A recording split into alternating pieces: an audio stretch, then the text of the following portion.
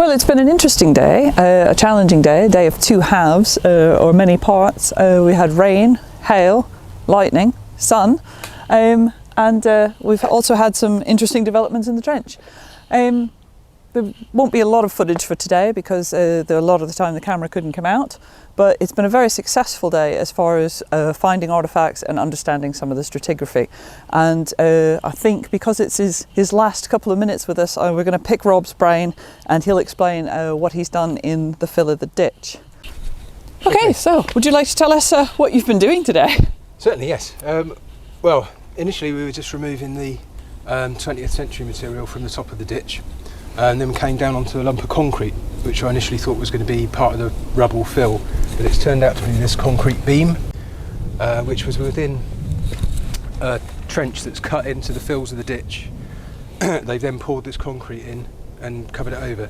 So we didn't previously know that the army had built any structures in this location, and it's pretty unclear at the moment what that was for.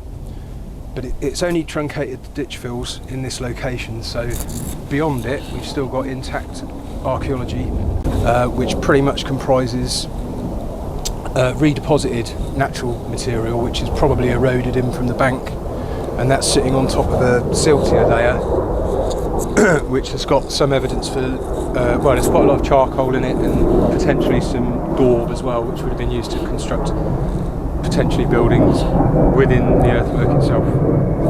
Right, so before the next rain cloud moves in and before we pack up for the day, just wanted to show a relative depth here of this slot that we've put through the earthwork itself. Where I'm standing now is on what would have been the ground surface at the time of the construction. So we're down through all the layers of deposition to create the earthwork and onto that surface that would have existed here when they begin construction.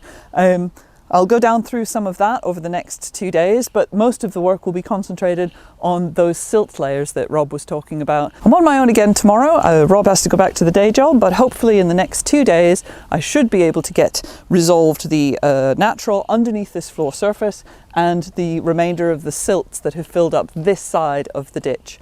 I won't get that complete profile that I talked about on day 1 and day 2 because we've had a series of challenges, the roots, the weather, the concrete, but we've got good dating from both the rampart deposits and from the silting deposits, so we should be able to piece together some sort of tighter time window for the construction and the point where the hill fort goes out of use.